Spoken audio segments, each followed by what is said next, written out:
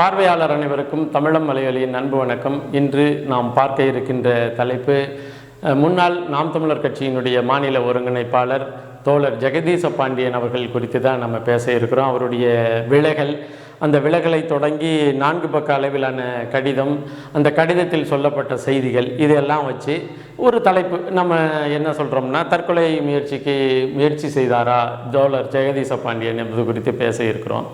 அதே போல் அந்த 4 பக்க கடிதத்தில் தோழர் ஜெகதீச பாண்டியன் அவர்கள் வெளியிட்ட கருத்து என்னென்னா, நாம் தமிழர் கட்சிக்கும் நாம் தமிழர் கட்சி தலைமை ஒருங்கிணைப்பாளர் அவர்களுக்கும் ஆர்எஸ்எஸ் இயக்கம், ஆரிய இயக்கங்களோடு தொடர்புடைய ஆடிட்டர் குருமூர்த்தி அவர்களுக்கும் அடிக்கடி சந்திப்புகள் நடக்குது என்பது குறித்தான பதிவுகளை பதிவிருந்தார்.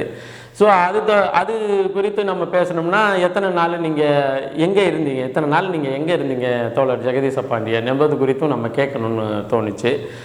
கூடுதலாக அவருக்கு சொல்ல வேண்டியது என்னன்னா, நாம் தமிழர் கட்சி களத்தில் 2009 தொடங்கி 2010 கட்சி தொடங்கி 2024 வரலையும் எந்தெந்த இடங்களில் நாம் தமிழர் கட்சிக்கு என்னென்ன நெருக்கடிகள் வந்தது, அந்த நெருக்கடிகளில் நேரடியாக ஆரிய வர்ணாசிரம கோட்பாடுகளுக்கும் ஆரிய வர்ணாசிரமத்தையும் எதிர்த்து எந்தெந்த இடத்துல இருக்குது என்பது குறித்தும் தோழர் ஜெகதீச பாண்டியன் அவர்களுக்கு தெரியப்படுத்தணும் அப்படிங்கிறது தான் இந்த காணொலி பதிவு. குறிப்பாக இதற்கு முன்னாடி அண்ணன் ஜெகதீசன் என்று சொல்லிக்கிட்டு இருந்த நாம இப்போ தோழர் ஜெகதீச பாண்டியன் அப்படின்னு சொன்னதுக்கு பின்னாடி ஒரு காரணம் என்னென்னா, இவருக்கு பின்னாடி ஒரு பெரிய கம்யூனிச சித்தாந்தவாதியாக தன்னை காட்டி கொண்டதனுடைய முகம். சரி, அவர் தோழர்னே நம்ம சொல்லிடுவோமே அப்படிங்கிறது தான். நீங்கள் இப்போது இந்த இது இருக்கு இல்லையா, இவர் வைத்த குற்றச்சாட்டு ஒரு 4 நாட்களுக்கு முன்னதாகவே வந்தது. அவர் குற்றச்சாட்டு வைத்த அந்த காலகட்டம்ங்கிறது நாம் எல்லாரும் ரொம்ப பரபரப்பாக ஈரோடு இடைத்தேர்தல் களத்தில் களமாடி கொண்டிருந்த நேரம். அந்த நேரத்தில் இவருக்கு பதில் சொல்லி நம்ம உழைப்புகளையும் நம்ம களப்பணியையும் தாமதப்படுத்த வேண்டாம், கடந்து போயிடுவோம் அப்படின்னு நினச்சி தான் கடந்து வந்தது. இருந்தாலும் அவர் முன்வைத்திருக்கார் இல்லையா சில குற்றச்சாட்டு. இந்த குற்றச்சாட்டுகள் குறிப்பாக அவர் தன்னுடைய கோட்டையாக, தன்னுடைய இருப்பிடமாக, தன்னுடைய அதிகாரத்தை செலுத்துகிற இடமாக இருந்த சேலம் அந்த பகுதி தான் இருந்துச்சு. அந்த சேலத்தில் கடந்த பாராளுமன்ற தேர்தலின் அடிப்படையில் ஒரு 18 நாள் தங்கி பாராளுமன்ற தொகுதி தேர்தல் ஒருங்கிணைப்பாளராக வேலை செய்த விஷயத்தில், அதன் அடிப்படையில் இந்த தோழர் ஜெகதீச பாண்டியன் யார், எப்படிப்பட்ட ஆள், அங்கே என்னென்ன செய்து வச்சிருக்கிறாரு, எந்த நேரத்தில் நான் விஷம் முடிச்சு தற்கொலை செஞ்சுக்குவேன் அப்படிங்கன்னு மிரட்டல் விடுத்தார், எதனால் மிரட்டல் விடுத்தார், இதெல்லாம் வெளிப்படையாக பேசிட்டோம்னா அவர் போகிற இடத்துல கொஞ்சம் முன்ஜாக்கிரதையாக இப்போ ஒரு அதிமுகவுக்கோ அல்லது திமுகவுக்கோ அல்லது தமிழக வெற்றி கழகத்துக்கோ அல்லது எங்கே போனாலுமே தோழர் ஜெகதீச பாண்டியன் இப்படிப்பட்டவர், அதனால இவர்கிட்ட இது மாதிரி ஜாக்கிரதையாக இருந்துக்கணுங்கிற ஒரு முன் யோசனை வந்துடும் இல்லையா. அதுக்காகவும் தான் நம்ம இது சொல்லணும்னு நினச்சது. குறிப்பாக அவருடைய களப்பணி, அவருடைய போக்கு இதெல்லாம் பார்க்கும் பொழுது அவர் கிளைம் பண்ணுறது என்னென்னா, கட்சி தொடங்கின காலகட்டத்திலேருந்து இந்த கட்சியில் நான் இருக்கிறேன், என்னை இப்படியெல்லாம் பண்ணுறாங்க அப்படின்னு சொல்லி. எனக்கு தெரிஞ்சு, அதாவது தனித்த நாம் தமிழர் கட்சியினுடைய தலைமை ஒருங்கிணைப்பாளராக இருக்கிற அண்ணன் சீமான் அவர்களுக்கும் தோழர் ஜெகதீச பாண்டியன் அவர்களுக்கும் தனித்த, அதாவது அறிமுகங்கள், தனித்த உறவுகள் அதெல்லாம் நமக்கு தெரியாது. ஏன்னா ஒரு வாய்ப்பு தேடுகின்ற ஒரு இயக்குனராகவோ அல்லது ஒரு வேலை தேடுகின்ற ஒரு நபராகவோ அண்ணன் சீமான் அவர்களை தெரிஞ்சிருந்திருக்கலாம். அதே போல சீமான் அண்ணன் இயக்குனராக இருந்த காலகட்டத்தில் அவர்கிட்ட வேலை தேடி வந்தவராக ஒருத்தராக இவரை பல ஆண்டுகளுக்கு முன்னதாகவே தெரிஞ்சிருக்கலாம். ஆனால் அதெல்லாம் ஒரு பிரச்சனை இல்லை. ஆனால் இங்கே நாம் தமிழர் கட்சியை பொறுத்தவரையிலையும் அவர் யார், எப்பொழுது அறிமுகமானார், கட்சியில் என்னென்ன வேலை செஞ்சார், கட்சியை விட்டு வெளியில் போகிறதுக்கு என்னென்ன வேலை செஞ்சார், இப்படியான வேலைகள்லாம் இருக்கு இல்லையா. இது நம்ம தெளிவாக தெரிஞ்சுக்கணுங்கிறதன் அடிப்படையில் தான் இதை சொல்லணும்னு நினைக்கிறது.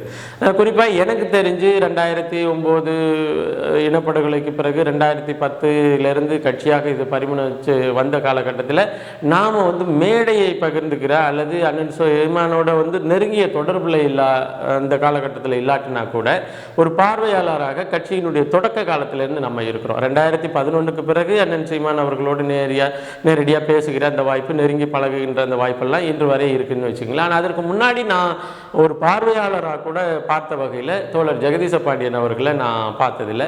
எனக்கு தெரிஞ்சு இவரை முதல்ல எங்களுக்கு அறிமுகப்படுத்தியது எப்பொழுது அப்படின்னு எப்படின்னா கும்பகோணத்தில் நடந்த இளைஞர் பாசறை மாநாட்டின் போது தான் அண்ணன் சீமான் அவர்கள் வந்து இவர் தான்ப்பா ஜெகதீச பாண்டியன், இவர் வந்து தம்பி, இவர் இப்படியெல்லாம் நம்ம கூட இணையக்கிறார் இருக்கின்றவர், அவரும் வந்து களமாட விரும்புகிறாரு அப்படின்னு சொல்லி அறிமுகப்படுத்தி வச்சது. அதன் பிறகு பார்த்தீங்கன்னு வச்சுக்கோங்களேன், தொடர்ச்சியாக நம்ம பணிகள் போய்கிட்டே இருக்கும்னு வச்சுக்கோங்களேன். ஒரு வருஷம் வந்து ஒரு மாதம் வந்து தொடர்ச்சியாக வருவார் நிகழ்ச்சிக்கெல்லாம், அப்புறம் ஒரு மாதம் ஆஃப் ஆகிடுவார், அப்புறம் ஒரு வருஷம் வந்து தொடர்ச்சியாக களப்பணிக்கு வருவார், அப்புறம் தொடர்ச்சியாக வந்து களப்பணியிலேருந்து போயிடுவார். எனக்கு தெரிஞ்சு 2020 கடைசி பகுதியிலிருந்து 2021 தேர்தல் பகுதியிலெல்லாம் இவர் வந்து முழு நேரமாக கட்சியில் அண்ணன் சீமான் அவர்களோடு சேர்ந்து பயணிக்க ஆரம்பித்தார். அதுக்கு முன்னாடியெல்லாம் போவார் வருவார் அப்படியான சூழல் இருந்தது. 2020 பிற்பகுதியிலிருந்து 2021 அந்த தேர்தல் காலகட்டத்திலெல்லாம் இவர் வந்து கட்சியினுடைய முக்கியமான, அதாவது ஒரு தேர்தல் பணியை எல்லாரும் சேர்ந்து ஒரு முடிவெடுக்கிற அந்த உயரத்தில் இருக்கின்ற ஒரு ஆளாக மாறினார்.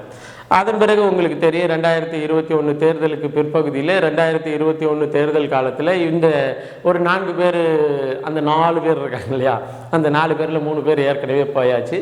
அந்த 4 பேரில் ஒருத்தராக இவர் இருந்தாருன்னு வச்சுக்கோங்களேன். அந்த 4 பேர் செயல்பட்ட, அந்த 4 பேர் செய்த குற்றங்களில், அந்த குற்ற நடவடிக்கைகளில் இவர் இருந்த பொழுதும், ஐயோ நான் அதெல்லாம் செய்யலை, இது எனக்கும் அவங்களுக்கும் சம்மந்தம் இல்லை, அவங்க தனியாக பேசினது அப்படி இப்படின்னு சொல்லி கெஞ்சி அடித்து கட்சிக்குள்ளே தன்னை வந்து கட்சியை விட்டு ஒதுக்கி வைக்காமல் பார்த்து கொண்ட ஒரு நபர் தான். அப்புறம் இவருக்கென்று ஒதுக்கப்பட்ட அந்த சேலம் மாவட்டம் இருக்கு இல்லையா, சேலம் மாவட்டம்னா ஜெகதீச பாண்டியன் பார்த்துக்குவாருன்னு கடந்த காலத்தில் அண்ணன் சீமான் அவர்கள் நம்பிக்கை வச்சுருந்தார் இல்லையா. அப்போ அந்த காலகட்டத்தில் பொறுப்பாளர்கள் நியமனம் அங்கே உள்ளது எல்லாத்தையும் இவர், அங்கே உள்ளதை மட்டும் இவர் தீர்மானிக்கிற ஒரு சூழலில் இருந்தார். அந்த காலகட்டத்தில் தான் 2021 தேர்தல் வந்த பிறகு 2021 தேர்தலில் இந்த வெற்றிக்குமரன், புகழ்மாறன், இவர் இன்னும் 2 பேர், இவங்கெல்லாம் வந்து என்ன செஞ்சாங்க, என்ன கட்சிக்கு எதிரான நடவடிக்கைகளில் என்ன வேலை செஞ்சாங்க அப்படிங்கிறது தெரிஞ்ச பிறகு அவங்கெல்லாம் ஒதுக்கி வைக்கப்பட்டாங்க. இவர் மட்டும் தன்னை இணைத்து கொண்டு வந்தார் இல்லையா. அப்புறம் வந்து பெருசாக வந்து அண்ணன் சரி இருக்கிறவர்களையும் கட்சிக்கு விசுவாசமாக இருந்துட்டு போ, மற்றபடி உன்னை வந்து பழைய இடம் இருக்கு இல்லையா, உன்னை முடிவெடுக்கிற இடத்துலையோ அல்லது அதை ஒருங்கிணைக்கிற இடத்துலையோ அல்லது உன்னை பார்வையாளராக போடுகிற எந்த இடத்துலையும் உன்னை வைக்கிற சூழல் இல்லை அப்படிங்கிறத வந்து வெளிப்படையாகவும் மறைமுகமாகவும் அண்ணன் வந்து செஞ்ச பிறகு 2024 பாராளுமன்ற தேர்தல் வருது. பாராளுமன்ற தேர்தல் வரும்பொழுது என்ன நடக்குது அப்படின்னு சொன்னால், எல்லோருக்கும், அதாவது புதிய இளைஞர்களுக்கு, மருத்துவர்களுக்கு, இவங்களுக்கு வாய்ப்பு கொடுக்கணும் அப்படின்னு தேடல் நடக்குது. அந்த காலகட்டத்தில் தான் தோழர் ஜெகதீச பாண்டியன் வந்து ஒரு மிரட்டல்னா ஒரு கடிதம், என்ன கடிதம் அப்படின்னு சொன்னால், நான் வந்து பாராளுமன்ற தொகுதி வேட்பாளராக நிற்கணும், எனக்கு நீங்கள் கட்டாயம் சீட்டு கொடுக்கணும், எனக்கு நீங்கள் சீட்டு கொடுத்தே ஆகணும் அப்படின்னு சொல்லி கேட்டுக்கிட்டு இருந்தார். அப்போயே வந்து அதே சேலத்திலிருந்து ராஜா அம்மையப்பன் அவர்களும் எனக்கு நீங்கள் சீட்டு கொடுத்தே ஆகணும், நீங்கள் கொடுக்குறீங்க அப்படின்னு அண்ணனுக்கு மிரட்டல், அதாவது அது ஒரு மிரட்டல் மாதிரியான தொனியில் கேட்ட பிறகு அண்ணன் என்ன சொன்னார், ஐயா நீங்கள் சீட்டெல்லாம் கிடையாது, சேலம் பாராளுமன்ற தொகுதிக்கு ஏற்கனவே வேட்பாளரை அறிவிச்சாச்சு, அதனால் நீங்கள் அமைதியாக இருந்து வேலையை செய்யுங்க அப்படின்னு சொன்னவொடனே அவர் வந்து மோடி காலத்தை வழிபடுத்த செஞ்சுட்டார். இவர் என்ன பண்ணிட்டாரு, இல்லை எனக்கு சீட்டு நீங்கள் கொடுத்தே ஆகணும், நான் பாராளுமன்ற தொகுதியில் வந்து நீங்கள் சேலத்துக்கு வேறு ஆளுக்கு கொடுத்துட்டீங்கன்னா நான் வேற ஒரு தொகுதியிலனாலும் நின்றுக்கிறேன், நீங்கள் எனக்கு சீட்டு கொடுக்காட்டினா நான் வந்து என்னை அவசியப்படுத்தின மாதிரி ஆகிடும், மற்றவங்க முன்னாடி என்னால் முழிக்க முடியாது, நான் வந்து விஷம் குடிச்சிட்டு சாவுற நிலைமைக்கு ஆகிடும், இதற்கு காரணமாக நீங்கள் ஆகிடாதீங்க அப்படின்னு சொன்னவொடனே அண்ணன் வந்து சரி பரவாயில்ல, ரொம்ப காலமாக நம்ம கூடயே இருந்தவர் துரோகம் பண்ணால் கூட பரவாயில்ல, அவருக்கு ஒரு அங்கீகாரம் வேணும், இந்த ஒரு முறை சீட்டு கொடுங்கன்னு கெஞ்சி கேட்டதுனால அந்த சீட்டு கொடுத்தது. எப்படி நீங்கள் சீட்டு கொடுக்காட்டினா நான் தற்கொலை பண்ணிக்குவேன்னு சொன்னதன் அடிப்படையில் அவருக்கு சீட்டு கொடுத்தது. சரி, ஒரு தலைமை வந்து மனசு வந்து ஒரு சீட்டை கொடுத்துருச்சு, நீங்கள் வேலை செய்யுங்கன்னா வேலை மட்டும் செய்யலை, வேண்டாத வேலைகளையும் செய்தார். இப்போ பார்த்தீங்கன்னா சேலம் பாராளுமன்ற தொகுதி பக்கத்து பாராளுமன்ற தொகுதி.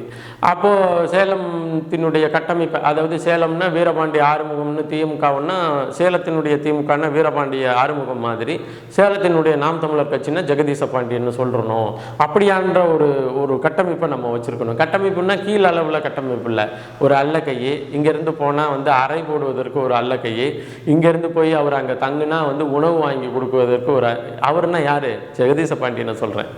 இவர் வந்து வந்து சென்னையிலிருந்து சேலம் போவதற்கு அங்கேருந்து காரை வந்து கொண்டுட்டு வந்து அழைச்சிட்டு போகிறது, காரில் கொண்டு போய் விடுறது, அப்புறம் வந்து தங்குனாருன்னா வந்து அறை போடுறது, அப்புறம் வந்து சாப்பாடு போடுறது, இது எல்லாத்துக்கும் அந்தந்த தொகுதியில் ஒவ்வொரு ஆள். இப்போ வந்து சேலம் மாநகரம்னா அழகாபுரம் தங்கம் அப்படின்னு ஒரு அல்லக்கை, அதன் பிறகு அங்கிட்டு சமைச்சு போடணும்னா அங்கிட்டு ஒரு வைரம்னு ஒரு அல்லக்கை, அது மாதிரி ஒவ்வொரு சட்டமன்ற தொகுதிக்கும் ஒவ்வொரு அல்லக்கைகளை வச்சுக்கிட்டு இருந்தவர். அந்த இடத்துல பார்த்தீங்கன்னா சேலம் தொகுதி கிடைக்காம கள்ளக்குறிச்சி பாராளுமன்ற தொகுதியில் அண்ணன் நில்லுன்னு சொல்லிட்டாரு.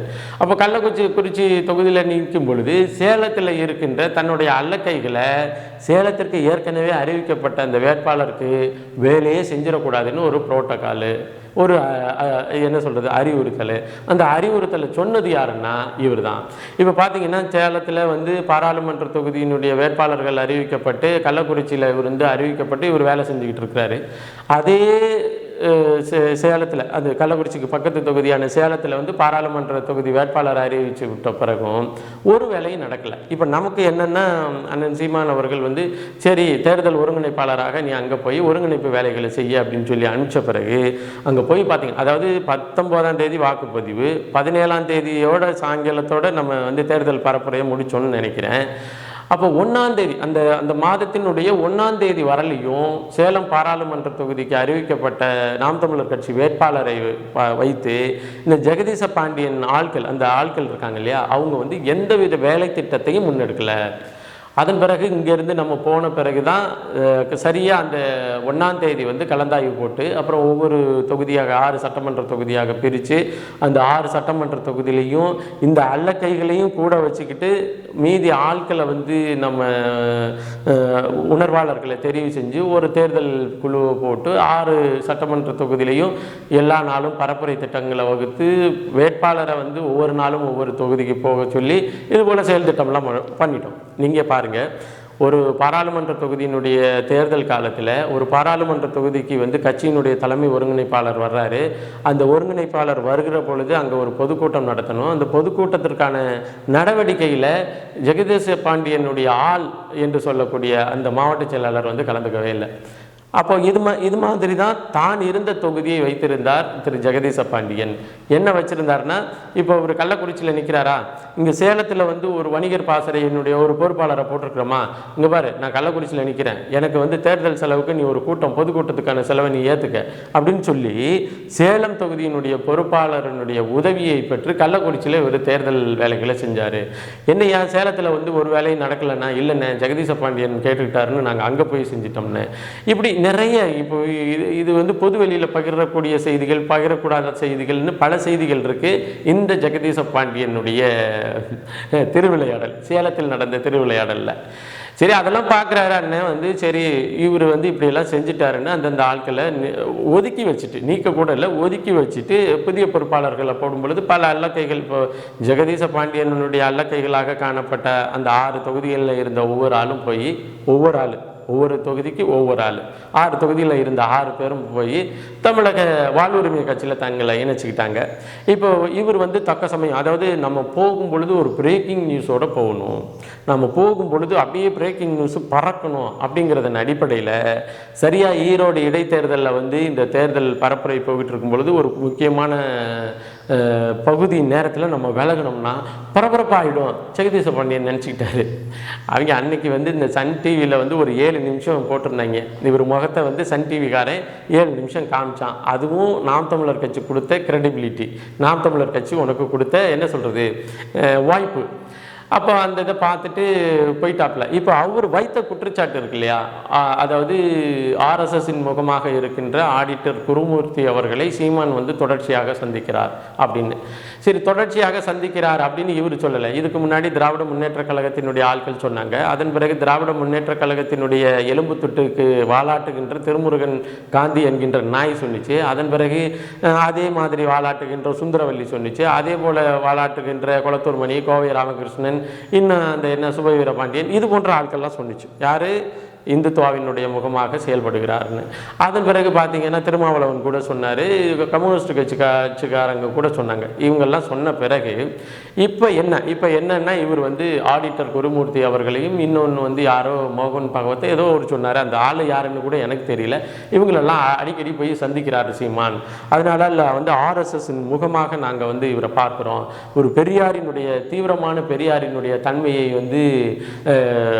கடத்தி விட்டுட்டாரு. இன்னும் சொல்லப்போனால் பெரியார் குறித்து சீமான் பேசுவது சீமானின் தனிப்பட்ட கருத்து, கட்சியின் கருத்து அல்ல அப்படின்னு. உண்மையிலேயே ஜெகதீச பாண்டியனுக்கு செந்தில்நாதன் இப்போ நான் வச்சுக்கோங்களேன், இப்போ 2011 நம்ம என்ன மாதிரி பேசணும், என்ன நடந்துச்சு, இந்த கட்சிக்குள்ளே பெரியாரை ஒரு வழிகாட்டியாக கூட ஏற்கக்கூடாது, நம்ம தலைவராகவும் ஏற்கக்கூடாது, வழிகாட்டியாகவும் ஏற்கக்கூடாதுன்னு பல்வேறு காலகட்டங்களில் எத்தனை பேர் என்னென்ன பேசுனாங்கன்னு ஜெகதீச பாண்டியனுக்கு தெரியுமா தெரியாதா அப்படிங்கிறது நமக்கு தெரியல. இப்போ ஆடிட்டர் குருமூர்த்தியை இவர் பார்த்தாரு அப்படின்னு சொல்லி இவர் சொல்கிறாரு இல்லையா. நீங்கள் சரியாக பார்த்தீங்கன்னா இதுக்கு முன்னாடி யார் குளத்தூர் மணி அவர்கள் ஒன்று சொல்லியிருந்தார், ஆடிட்டர் குருமூர்த்தி கால்லையும் சோவினுடைய கால்லையும் விழுந்து தான் நாம் தமிழர் கட்சியினுடைய தலைமை ஒருங்கிணைப்பாளர் சீமான் அங்கே போய் நாம் தமிழர் கட்சி என்ற பெயரை வாங்கினார் அப்படின்னு சொன்னார். அப்போ அதற்கு பதில் சொல்லும் விதமாக ஆடிட்டர் குருமூர்த்தி ஒரு பதிவு போட்டிருந்தார். என்ன பதிவு போட்டிருந்தார்? இந்த பதிவு போட்டது ஜனவரி மாதம், இந்த போன மாதம் 25ஆம் தேதி ஒரு பதிவு போட்டிருக்கிறார். என்ன பதிவு போட்டார்னா, வாழ்நாளில் இதுவரை சீமான் என்கின்ற நபரை நான் நேரடியாக சந்தித்தது கிடையாது, அலைபேசி வழியாக உரையாடியது கிடையாது, அவருடைய கருத்துக்களையோ அல்லது அவரு குறித்தோ எந்தவித மதிப்பீடும் எனக்கு தெரியாது. எனக்கு மட்டும் இல்லை, இது சோவுக்கும் அதே போல தான், சோவும் இது சந்தித்தது கிடையாது அப்படின்னு. இப்போது ஜெகதீச பாண்டியனுக்கு தெரியுமா தெரியாதா? அதாவது சீமான் அவர்கள் போய் அவர் சந்தித்ததை கூட மறுக்கலாம். ஆனால் குருமூர்த்தி அவர்களே நான் என்ன சொல்கிறேன்னா, நான் இதுவரையிலையும் அவரை பார்த்ததும் கிடையாது, ஃபோனில் பேசினதும் கிடையாதுன்னு குருமூர்த்தியே சொல்ல விட்டி நீ இதை சொல்கிறீன்னா உன்னுடைய நோக்கம் என்ன, ஜெகதீச பாண்டியர் அவர்களினுடைய நோக்கம் என்ன அப்படின்னு தெரிஞ்சு போச்சு. இப்போ என்னென்னா, உள்ளுக்கே உட்கார்ந்துருக்க முடியல, வேலை செய்யவும் முடியல, முன்னாடி செஞ்ச வேலைகளினுடைய பிரதிபலனா நம்மளுக்கு ஒரு பெரிய மதிப்பீடும் இங்கே இல்லை. முன்னாடி மதிக்கப்பட்டோம், இப்போ நம்ம செஞ்ச அந்த அயோக்கியத்தனத்தின் அடிப்படையில் மதிப்பும் குறைஞ்சி போச்சு. எவ்வளவு காலமாக சும்மா இருக்கிறது, சரி எழுந்திரிச்சு போயிடுவோம் அப்படிங்கிற ஒரு முடிவுக்கு வரும்பொழுது இப்போது பாடத்தில் கவனத்தோடு இருக்க முடியாத பிள்ளைங்க டீச்சர் எனக்கு ஒன்றுக்கு வருது அப்படின்னு எழுந்திரிச்சு போவாங்க இல்லையா. அதே போல் ஜெகதீச பாண்டியனால் இன்றைக்கி இருக்கிற நாம் தமிழர் கட்சி அப்படிங்கிற ஒரு செட்டப்புக்குள்ளே இருக்க முடியல. காரணம் என்னென்னா, அவர் கடந்த காலத்தில் செய்த அத்தனை அயோக்கியத்தனங்களும் கட்சிக்காரங்க எல்லாத்துக்கும் தெரிஞ்சு போச்சு. அதன் அடிப்படையில் அவர் மதிப்பீடு செய்யப்படுகிறார். அதே போல் கடந்த தேர்தலின் போது அவர் நடந்து கொண்ட விதம் இருக்கின்றது. அதே போல் வெளியில் போனவங்களோடு இவர் செய்த அந்த சூழ்ச்சி இருக்கின்றது. இதையெல்லாம் பார்த்துட்டு பழையபடி நம்மளை இந்த கட்சிக்காரங்க வச்சு கொண்டாடலை அப்படிங்கிறதுனுடைய அழுத்தத்தின் காரணமாக வெளியில் போகிறாரு. இல்லாட்டினா பெரியார் என்னைக்கு நேற்று நம்ம விமர்சிக்கிறோம், கட்சிக்குள்ளே இருக்கிறவன் கிட்டத்தட்ட இப்போ நான்லாம் கட்சிக்குள்ளே 2011 பெரியாரை விமர்சிச்சுட்டு இருக்கேன்.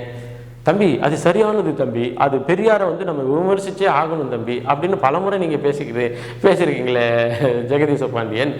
அப்போ திடீர் பெரியாரிஸ்டாக நீங்கள் எப்படி மாறி போனீங்கன்னு பார்த்தா நீங்கள் கட்சியை விட்டு வெளியில் போகணும். கட்சிக்காரங்க அதாவது நாம் தமிழர் கட்சியை மற்ற கட்சிக்காரங்க என்ன குறை சொல்கிறாங்களோ அதையே சொல்லிட்டு வெளியில் போகணும். அப்படிங்கிறத தாண்டி இதில் வேறு எந்த கருத்தியலும் இல்லை.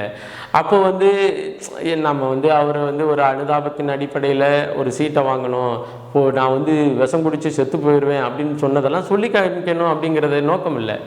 ஆனால் நீ இந்த கட்சிக்குள்ளே இருந்த காலகட்டத்தில் இந்த கட்சி என்ன நடவடிக்கைகளை எடுத்துச்சோ, என்ன வேலைகளை செஞ்சிச்சோ அதையெல்லாம் அதையெல்லாம் ஏற்றுக்கொண்டு இருந்த காலகட்டத்தை விட்டுட்டு இப்போ வெளியில் போகிறாங்கிறதுனால அது எனக்கு பிடிக்கலைங்கிறதெல்லாம் ரொம்ப கேடுகட்டத்தனத்தினுடைய ஊச்சம்.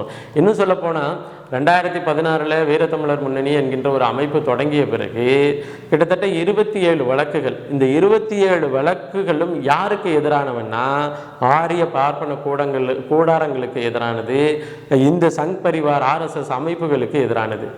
27 வழக்குகளை நாம் தமிழர் கட்சியினுடைய வீரத்தமிழர் முன்னணி தொடுத்து சற்றேறக்குறைய 18 வழக்குகளில் வெற்றி பெற்று இன்னும் கிட்டத்தட்ட 9 வழக்குகள் நிலுவையில் இருக்குது. அதில் முக்கியமான வழக்காக நாம் கருதுறது என்னன்னா, இந்து சமய அறநிலையத்துறையை கலைக்க வேண்டும் என்று ஆர்எஸ்எஸ் சங் பரிவார் அமைப்புகள் உச்சநீதிமன்றத்தில் வழக்கு தொடுத்திருக்கும் பொழுது அதை கலைக்கக்கூடாது, அரசின் கீழ் தான் அது செயல்படணும், அந்த துறையில் சில மாற்றங்கள் வேண்டுமே தவிர மொத்தமாக அதை கலைத்து விடக்கூடாது என்று இன்னைக்கும் சுப்பிரமணிய சாமி கோஷ்டியை எதிர்த்து நாம் தமிழர் கட்சியினுடைய வீரத்தமிழர் முன்னணி போரிட்டு கொண்டிருக்கின்றது.